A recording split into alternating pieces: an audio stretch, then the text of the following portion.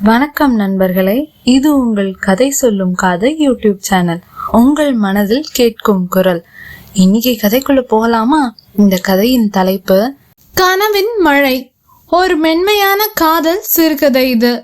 சென்னை மாநகரத்தின் புறநகர் செல்லும் பஸ் வழியில் அவள் வந்ததுதான் என் வாழ்க்கையில் புதிய அத்தியாயம் தொடங்கியது.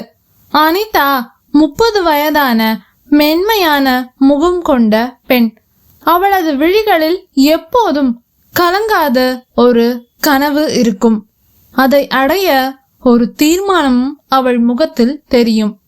வேலைக்காக அயலூரிலிருந்து தினமும் நீண்ட பஸ் பயணம் செய்வது அவளது அன்றாட வழக்கமாய் போயிருந்தது. ஒரு நாள் பஸ்ஸில் 2ஆம் வரிசை இருக்கையில் விக்னேஷ் அமர்ந்திருந்தான். கையில் ஒரு புத்தகம், காதுகளில் ஹெட்போன்கள். அவனது பார்வை அனிதாவை கடந்து சென்று மறுபடியும் வந்து சேர்ந்தது. சாரி, உங்க பேர் என்னன்னு தெரிஞ்சுக்கலாமா?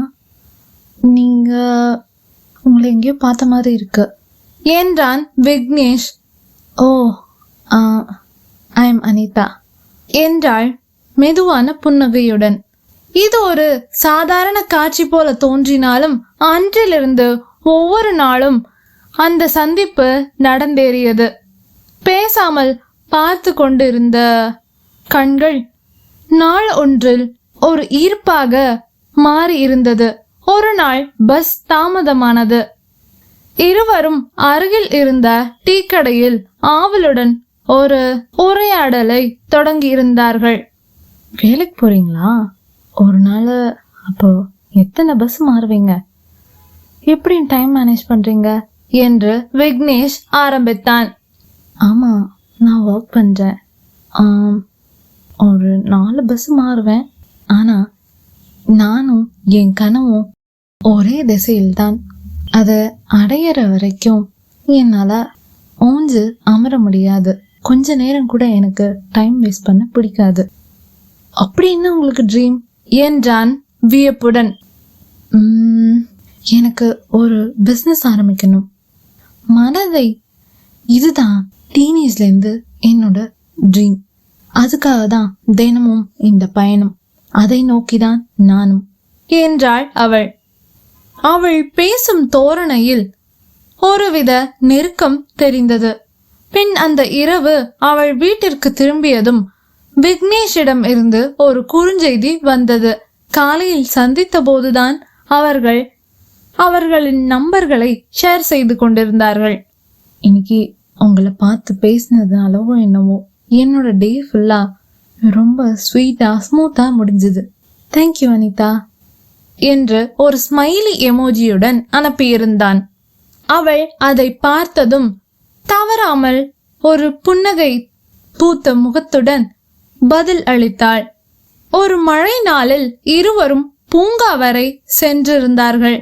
இயற்கையோடு அமைதியாக சேர்ந்து அந்த சூழ்நிலையும் அந்த பூத்தூவலையும் ரசித்து கொண்டு தங்கள் மனங்களை பகிர்ந்தனர்.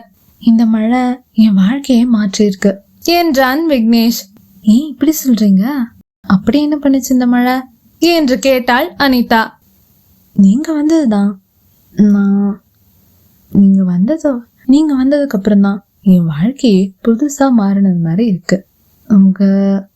உங்க ஃபேஸ், உங்க ஸ்மைல் எனக்கு ஒவ்வொரு நாளும் ஒரு புத்துணர்ச்சி தருது. அவள் கண்களை பெரிதாக விரித்து பின் மின்னகை விடுத்தாள். கடந்த காலங்களை மறந்து புதிய கனவுகள் உருவாக்க இப்படி ஒரு நாள் வேண்டும் போல அவளுக்கு தோன்றியது. அதுக்குதான் என்னைய இவனை பார்க்க வச்சு இங்க வர வச்சிருக்கோ என்னமோ என்றவள் மனதில் நினைத்து கொண்டாள். அந்த தூறல் மழையில் இருவரும் மௌனத்துடன் கண்களால் பேசிக்கொண்டார்கள். பார்வை மட்டும் போதும் என்ற அந்த நிமிடம் இருவருக்கும் ஒரு புது உணர்வை தோற்றுவித்தது மனதில். அடுத்த வாரம் அனிதாவின் வேலைக்கு கடைசி நாள். ஆம், அவள் பணியிட மாற்றம் செய்யப்பட்டிருந்தாள். வேறு ஊருக்கு செல்ல வேண்டிய கட்டாயம். அதற்காக அந்த உண்மையை அறிந்ததும் அந்த பஸ்ஸில் அவள் பக்கம் இருந்து அவன் எழுந்து வேறு ஒரு பக்கம் சென்று விட்டான். இருவருக்கும் உள்ளே சொல்ல முடியாத பாரம் மனதை அழுத்தியது. பஸ்ஸில் இருந்து இறங்கியதும் விக்னேஷ் அவளை நோக்கி ஓடி வந்து அவளின் கையை பிடித்தான். நீங்க போனதுக்கு அப்புறம் இந்த பஸ்ஸும் என் வாழ்க்கையும் வெறிச்சோடி போயிடும் அனிதா. அப்படி என் வாழ்க்கையில இருந்து நீங்க போகக்கூடாது. நம்ம 2 பேரும் என்னால உங்களை பிரிஞ்சு வாழ முடியாது என்றான் உணர்ச்சியுடன். நான் உங்க வாழ்க்கையில வரும் வெறும் ஒரு நாள் மழை போலதான்.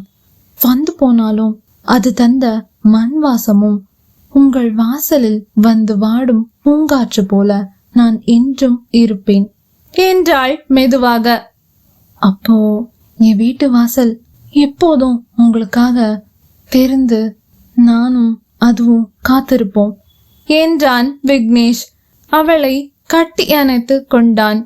இந்த காதல் ஒரு சின்ன சந்திப்பிலிருந்துதான் ஆரம்பித்தது.